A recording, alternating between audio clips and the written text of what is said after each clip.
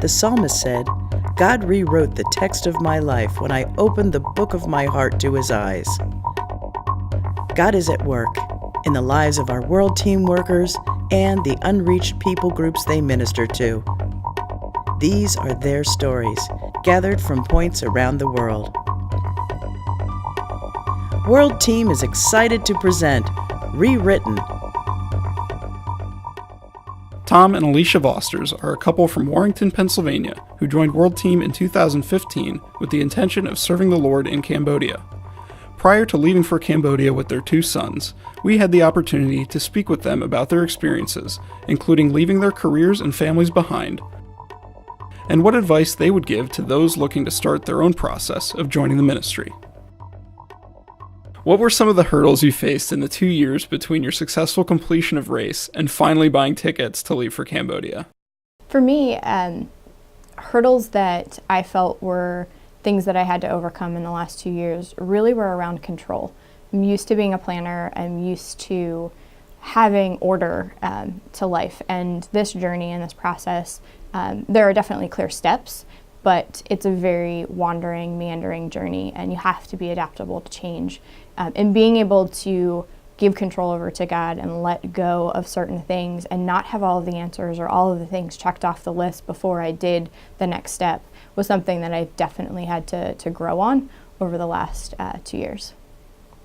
Yeah, I think that flexibility piece is something that's always important. But thinking of the transition or the change coming from race to, I guess, where we sit now, I wouldn't say there was any large or vast challenges. There's definitely been changes as far as selling the home and getting rid of some of the possessions, but that has kind of been freeing. So it's not something that's like, oh, I need to take care of all these things. It's kind of, it frees you up to just be able to really follow God's will wherever the direction may lead. How are your families processing your decision to go? I've always had a bit of a distance relationship with my family, growing up in Wisconsin and then going off to school in Pennsylvania, kind of started that leaving process with my family.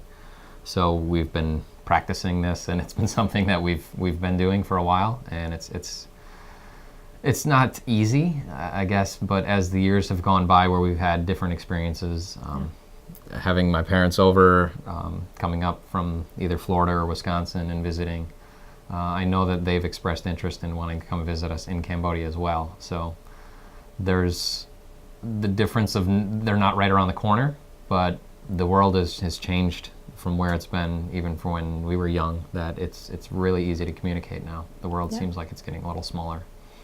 So that simplified it for my end. I think the technology element has definitely eased a lot of concerns and fears and has made it more tangible for folks of how they can stay connected and how relationships can continue to develop and change given that distance, but that's definitely been a benefit. My family, it's definitely hard. I've always lived very close to my family. They're all in this area, so that is a challenge and is something that I think will take a lot of grieving through this time and in the next couple of months, and as we establish what that new normal is in relationships. But we're excited for the change and what God has in store for how He uses these relationships later in life.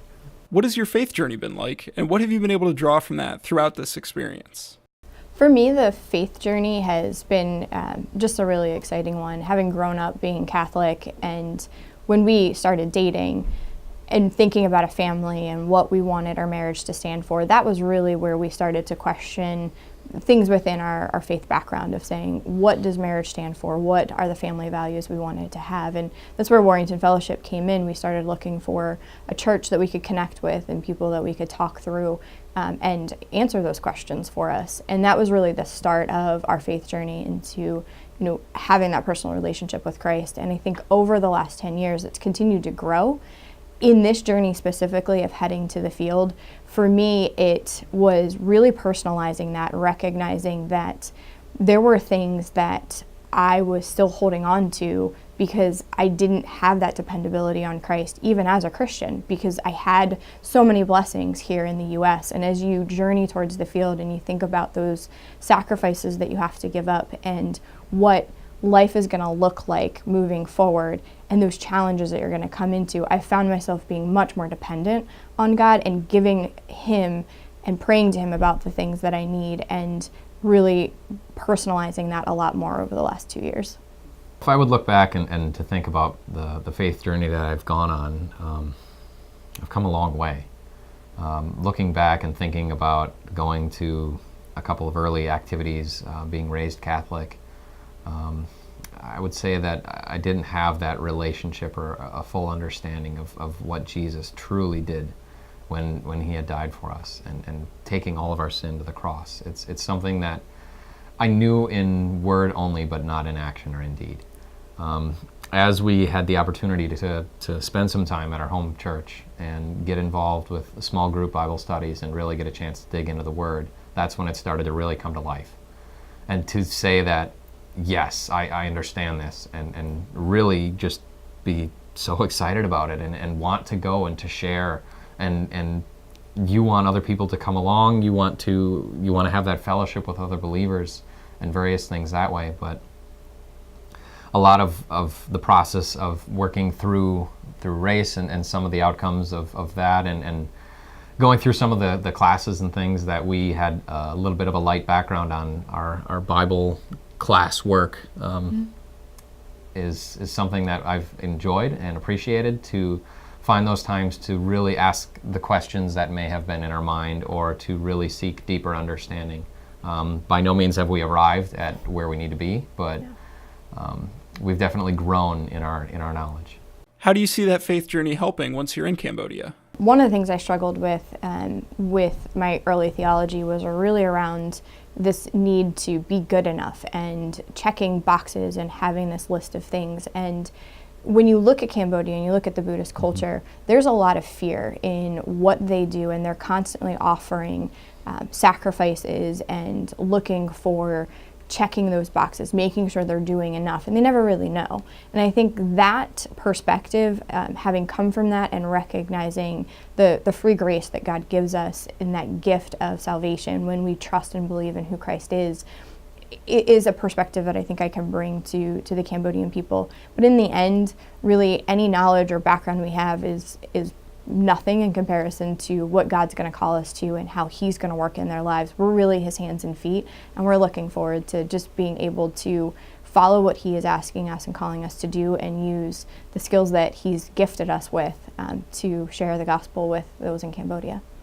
What advice would you give someone who is considering serving with World Team? If someone was to ask me what would I recommend to someone else who's about to go on the journey that we've just kind of found our next transitional point in, is to trust the process that's there. There's a lot of steps from the beginning of the race applications that, man, I think everybody should have to apply to race, even if they're not going. There's so much self-reflection that none of us would really take that time in that moment to think back, to look inside and say that, okay, where have I come from? Where has God taken me? And where are we going in the future? Just to really do that self-reflection, I think, is great. I had never done it before to that depth or degree. So knowing that those questions are there, I enjoyed it. I enjoyed filling all of those questions and applications out. The people who are around us and the assessors and everyone else who is involved, not only in just specifically race, but as that process has continued and grown, there's a wealth of knowledge. Don't be afraid to ask those questions that you don't know. Seek out those answers, or they will help you find the person who can get those answers for you.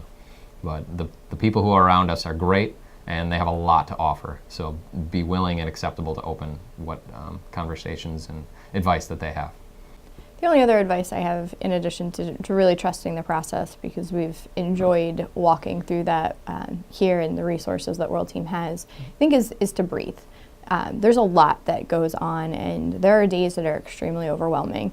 But remembering and taking that moment to be quiet and reflect on the blessings that the Lord has given us, and the affirmation and confirmation as to what He's calling you to is the most important thing in this process. And I've had to pause and reflect back on that and use that as a way to walk through those harder times, and then embrace them and be joyous for them in the blessings and the answers to prayer that He's given through this process. You've been watching ReWritten, a podcast from World Team. us.worldteam.org. World Team USA, 1431 Stuckert Road, Warrington, PA, 18976.